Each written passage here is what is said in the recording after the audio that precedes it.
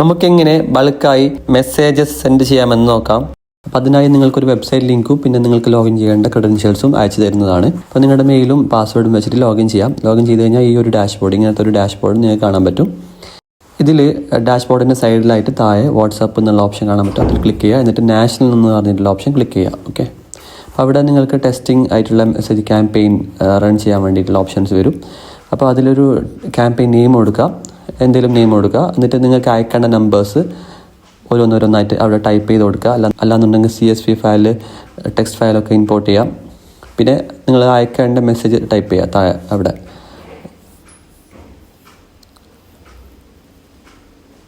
അവിടെ നിങ്ങൾക്ക് വേണമെങ്കിൽ ഇമോജീസോ അല്ലെങ്കിൽ വേറെ എന്ത് ഏത് ഫോർമാറ്റ് വേണമെങ്കിൽ നമുക്ക് ആഡ് ചെയ്ത് കൊടുക്കാൻ പറ്റും.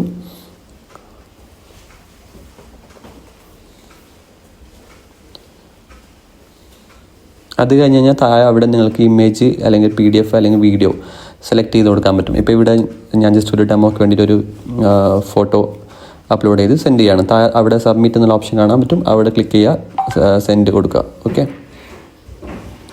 ഇനി നിങ്ങൾ ഒന്നുകൂടി അവിടെ ക്ലിക്ക് ചെയ്തിട്ട് മാനേജ് ക്യാമ്പയിൻ എന്ന് പറഞ്ഞ ഓപ്ഷൻ അതൊന്ന് എടുത്ത് കഴിഞ്ഞ് കഴിഞ്ഞാൽ നമുക്ക് അവിടുത്തെ പ്രോഗ്രസ് കാണാൻ പറ്റും. ഇപ്പം അയച്ച മെസ്സേജിൻ്റെ പ്രോഗ്രസ് കറൻ്റ്ലി എന്താണ്, സെൻഡ് ആയോ ഇല്ലേ എന്നുള്ളത് കാണാൻ പറ്റും.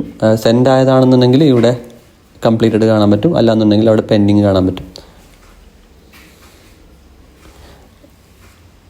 ഇതാണ് ക്യാമ്പയിൻ റിപ്പോർട്ട് വരുന്നത്. സെൻഡ് ആയി കഴിഞ്ഞാൽ ഇതുപോലെയാണ് മെസ്സേജ് പോകുന്നത്. വേറൊരു നമ്പറിൽ നിന്നായിരിക്കും നമ്മളെ മെസ്സേജ് പോകുന്നത്. Okay, thank you.